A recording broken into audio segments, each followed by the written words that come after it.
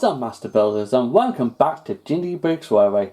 And today we're going to look at this awesome Playrail 80th anniversary Thomas the Tank Engine. This is so amazing. Well, oh god, why do I got us? Achoo!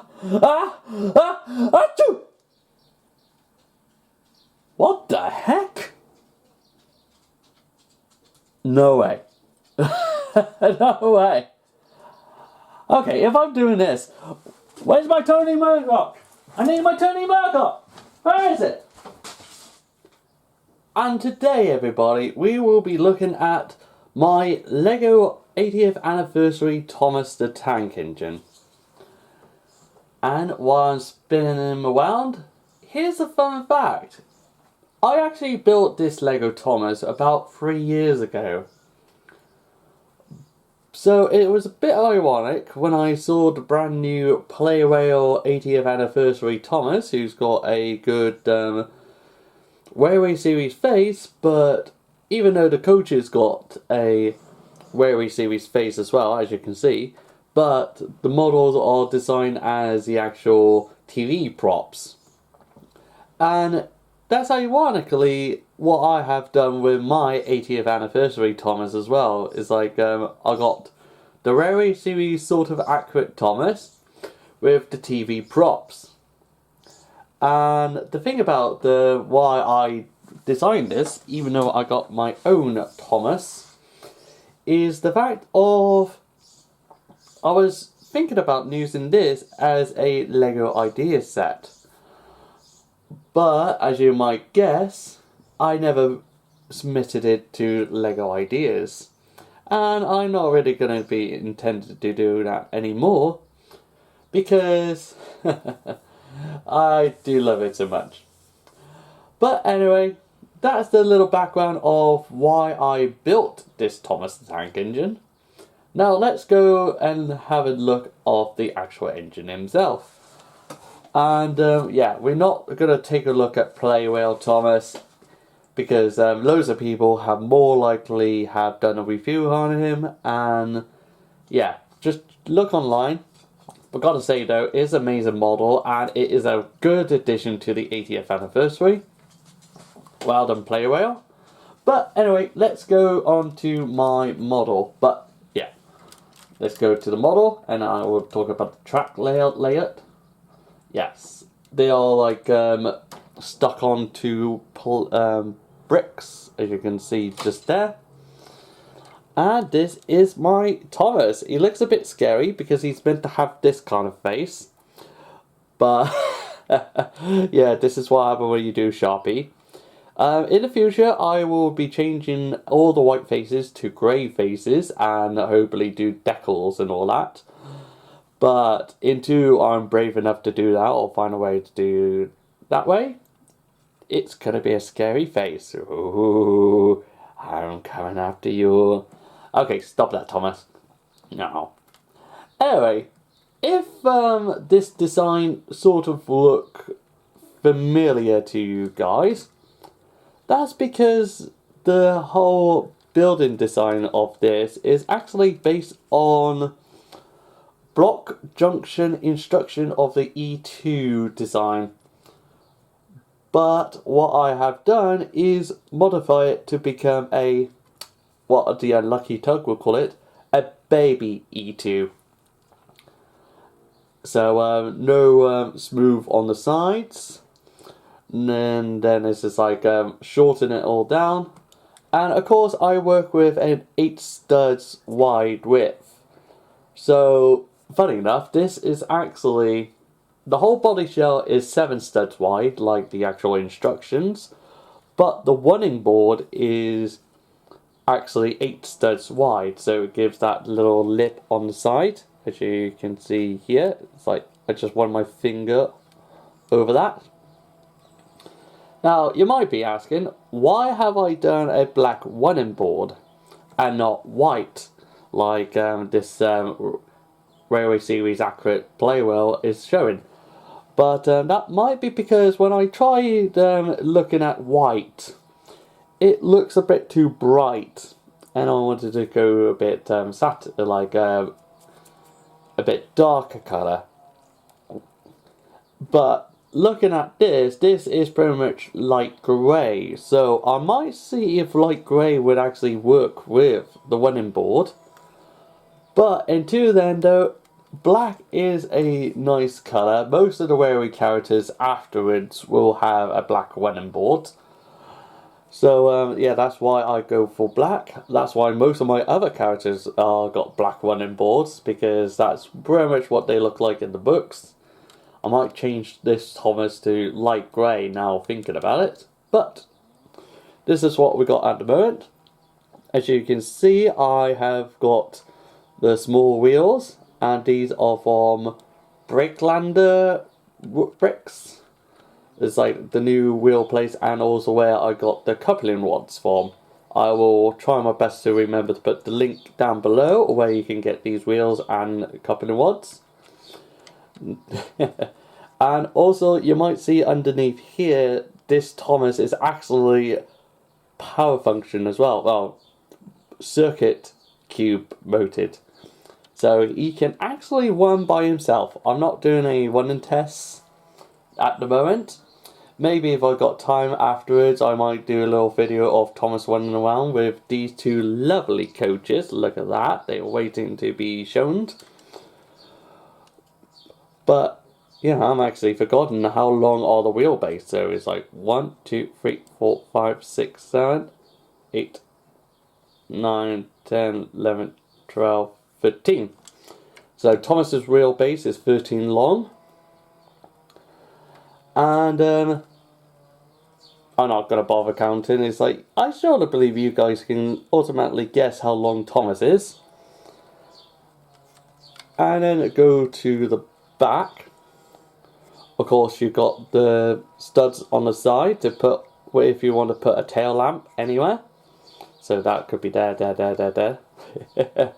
That's a nice technique that I saw on the actual instructions, and I thought might as well incorporate it as well. But yeah, let's talk about the buffers. Because beforehand I used to brick build my buffers, like using actual bricks with holes in it. But now these are brackets. So I think, yeah, I can take them off now. Yes, you got these bracket pieces that couple up to a a 1x8 plate, and then you got all the gizmos on the front as well. I'm starting to use this as the coupling chain, because I think I saw it on Wood and Toby and I thought it was so amazing, so I incorporated it with all the other engines. And let's put this back onto Thomas because it looks a bit weird without it. And as you can see, his buffer is actually a cone. One of those, ooh, I forgot. Yes, it's a fez. It's one of those fez. No, actually, that's not a fez. It's some sort of cone, anyways. It's like it's shaped just enough to become the buffer, so it does not seem too thin, and also short enough that it can couple up to other rolling stock as well. That's the other thing that needs to have been on my models. It's like I need to have buffers that goes all the way out that. But now I have got smaller buffers, so it can go around bends without have to, like, I can actually use a chain now. I can actually use a chain. While we're looking at the cab, I might as well show you the bunker. This is an absolutely rip-off of the actual instructions. They got a really complicated detail where you've got brackets upside down and like left, right. That's the thing about these brick instructions. Some people go absolutely crazy to do the details, go up, down, left, right. But the final result though does look nice. You got this smooth enough. And also inside you can actually pull off the actual roof and check out the circuit cube by me. Oh, I was hoping that you might see. There's no circuit cube at the moment, but you might see the top where it will come over. Yes, just in this part here inside would be where the circuit cube would be. So you can just take it off, turn it on, put it back on. The annoying thing when you put it back on, and this is the reason why I don't want to take it off just yet, is because when you're trying to put it back on, it will be, the wires are just so thin that you just got to fiddle about before pushing it down. So that is the headache. Might as well show you the window ports before flipping around. This is on its side. So it's actually one of those studs connection pointing that way. And then this is like one of those holes. And then finish off with tiles on the side.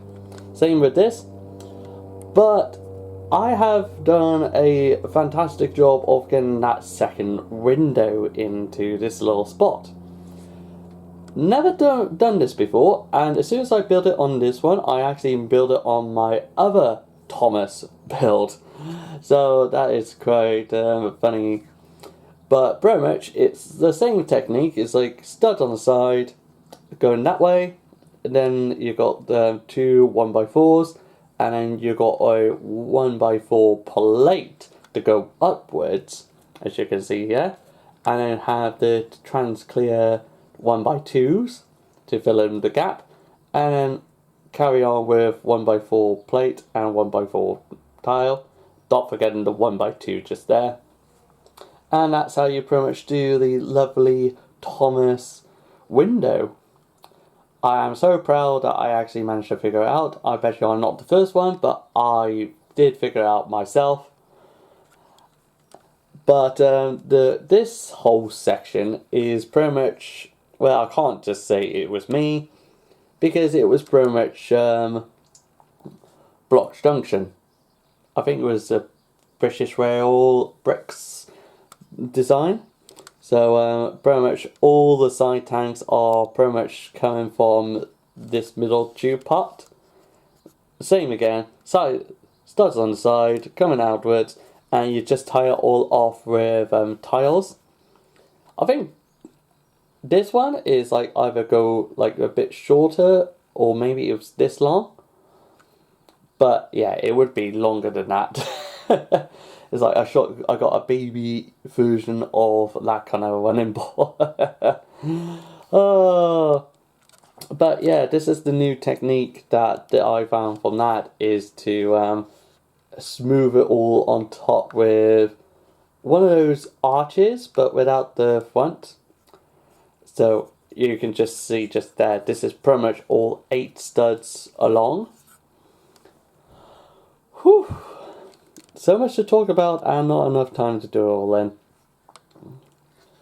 But yeah, that's look amazing. Of course, he's got a steam dome in the middle, and also water caps. That was very important to make sure I'm included there. And then he's got the whistles. It's like I got a binocular piece as a whistle. You might just see the same technique that I can use over there is used on the windows section. Stud on side, blah blah blah. Now you know. And of course, the face is basically one of those you can just see the method just there. That one I think is an upside down headlight piece, but now there's newer pieces come out that is like 2 stud wide. Well, you can pretty much just see where it starts and go, because the yellows of course you're never going to see, so you can build whatever. You can just see just there, it's like you got triangle pieces, the cheese pieces I mean. It's like cheese, one little gap and another cheese. But yes, the face is pretty much a tube with a 4x4 circular cylinder tube. And one in the middle is actually a hole on all 4s, so he can actually have his funnel. So pop him back on. Scary Thomas. But yes, and then we've got the splashes. That's very important detail. And the running board are so tiny, it's 2 studs wide. I think I might have designed him with straight running board as well, like a 1x3. That way, 8x3 wooden board, but I do not know where I put it, but it's not important because this is meant to be the Railway Series Thomas. And he's got the headlamps on top, and as you can see, I use one of these curve on the bottom. Use just one stud of the curves with studs on the other side, so it can just couple it up to more cheese wedges and one of those curves, but actually the opposite way. And as you can see at the bottom, you might just see I do got a plate to join them all up, so this is not all flimsy, this is all robust, like I always do. Like, I think, yes, the buffers on the back is not the same length as the buffer on the bottom, it's one plate downwards, but I think that's going to drive the weather laundry mad. Ooh, scary Thomas. But yes, you've got one of those bracket Thomas, bracket buffers at the bottom. This one's is coupled up to the actual undercarriage, so I cannot rip it off. But it's pretty much the same like that one, so don't need to go through too much of what that buffer looks like. And yes, I think that is pretty much everything for this Thomas. I love the fact that he's motorized. I definitely need to show you a video. But the last thing is to pull off the cab, even though I don't want to. Or, yacht. I tell you what, I'm going to talk about the carriages next, and then at the end I will show you the cab. So definitely stay tuned. Quick mention though, the platform is pretty much the redesign of pretty much the crocodile platform. So if you've got the crocodile set, you definitely know the build of this one. Just realised Thomas is a bit fired. But this is 5 tracks, straight tracks along. So if you want to build the whole model along, let me just do him on the other side, like that. Yes, if you want to do the whole length, you need to have at least 5 tracks along. So that's to bear in mind. And next one will be the coaches. Of course, they're both the same. The only difference is Clarabel got the very end of her carriage. You got a missing window, because of course that's where the guards belong to. But the interior is pretty much identical. The only difference is that Clarabel's got facing that way windows, and Annie. No, this is Clarabel, that one's Annie. Clarabel's got the windows on this side, and the face should be here. But the windows on the other side, so in the middle section, no middle sides. But I will pick up Annie, because Clarabel's, like I said, is pretty much identical apart from the wheels just decided to break off just then. So this is Annie. And yeah, this is quite a remarkable coach, because I just realised Annie still got a piece of the base with her. A remarkable build, because I think if you ended up putting this onto a real life railway tracks, well, not the real life, but like a model train, like real metal tracks, I wonder how many people would think that this could be an actual model railway train and not a Lego train. It does look almost perfect to get away with that. But anyway, let's talk about the front. Of course, as you can see, Annie's got buffer beams, and it's one of those brackets ones. So you can just see the whole undercarriage just here. I might show you that again in a second, but it's a bit smaller though. It's about 6 studs wide? No, 7? Yeah, 7. I can just see the studs just there. Yeah, it's 7 studs wide, because even though her body is 8 studs wide, but then because of her slopes, as you can see, there's slopes. This is the first coach I think I used to have slopes on the side. I was against it beforehand, but after building this coach, I decided to do slopes on most of the carriages. So yeah, do expect that. But as I shine the light over it, you can pretty much see how I might have built this. But of course, it's one of those same things again. Studs on the side, pointing that way, and then it's just like a brick, and then you got the curve just here. And then same again, studs on the side, pointing to the window. Windows are very, very tiny, but I don't think it's too important. I think they are really thin anyway. This is just bricks to do the same thing again over here.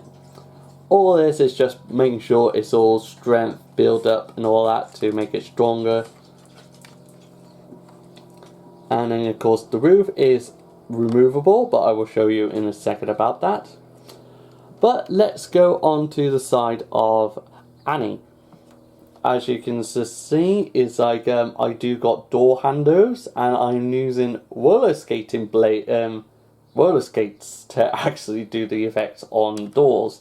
And I have done that for multiple rolling stocks, well, most coaches, either that way or sideways, or maybe some diesels as well. Actually, I'm realizing diesels do got that kind of technique, and they're just below all the tiles. So this one layer of tiles all across, so I can perform the studs on the side on both ends, coming and meeting into the middle. So, but lucky enough though, all the door handles are almost just where they need to be. Like, I think this one is a instant where that's just have to be where it's got to be. But it's when you put it far, far away, you're not gonna notice that bad. Of course, the roof is pretty much 2 layers, one with plates and another layer of tiles. And pretty much the same with the roof as well. The roof is pretty much one tile and then one curvedness to make it go over a little bit. But the running board though, the actual chassis, I actually have got the little effect of popping out. This is pretty much all by those minifigure stands. So if you got loads of those minifigure stand, you can just use it as the footplate of the carriages. The only part I couldn't do that is at the end, because it's a bit of an odd number. I think if I didn't have the buffers, I could just do the whole thing, but I do got buffers. So at the end, they are actually jump plates being used here.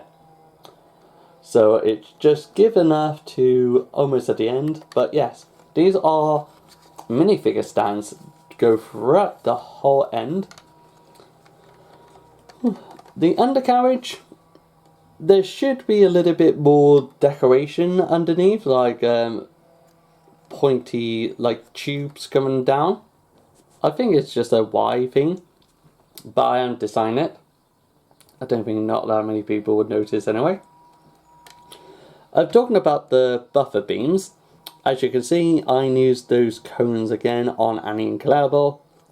I think they will be the only Lego models that will have the cones as the buffer beams. All the other ones got their own design of buffers. Coupling rods, they do not got one of those hooks. I think I need to change that very soon. And as you can see at the back, the whole back section is pretty much no windows at all. So this is just straight up building just normal bricks, apart from the bottom. And of course, let me put Annie down and show you the roofs. I know, very luxurious.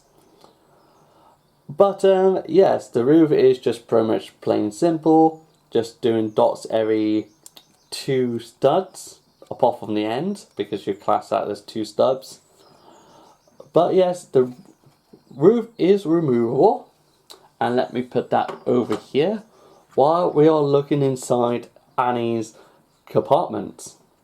As you can see, they are actually quite detailed. Well, a little bit detailed. It's got a simple seat.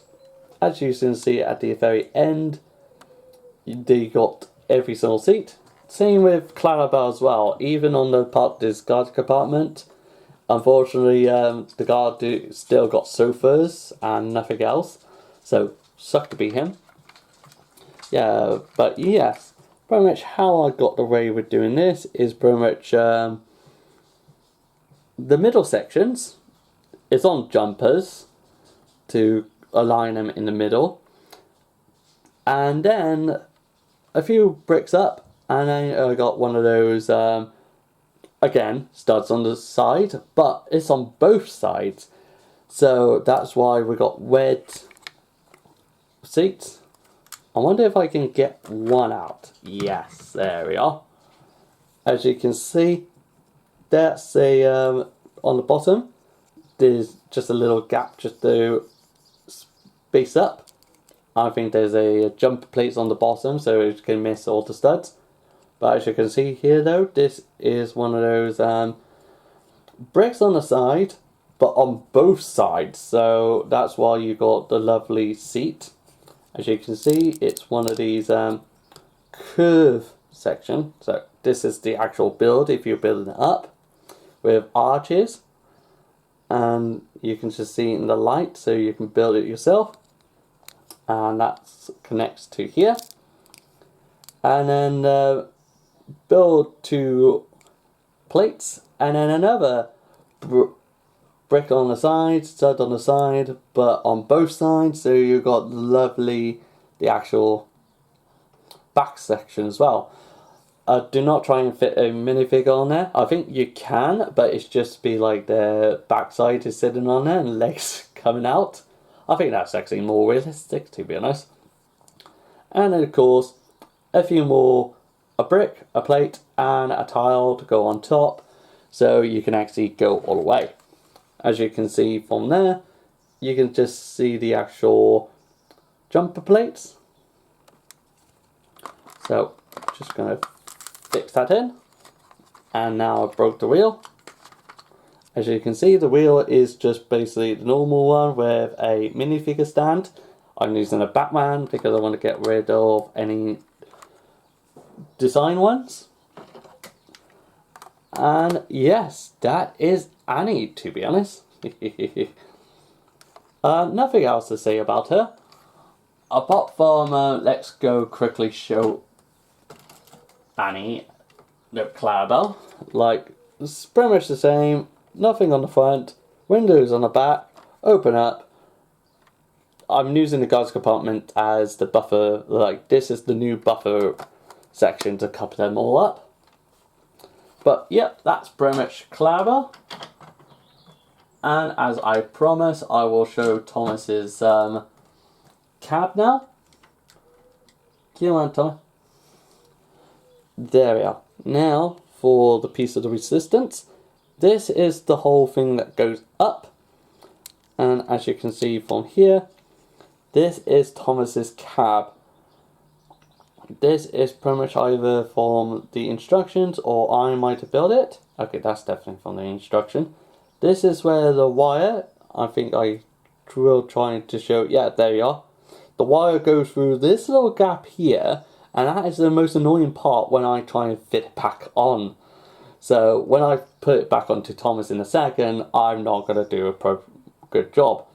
But yes, you can just see that up to here is where the brick built parts up. And then the rest is, as you can see, is actually studs on the side.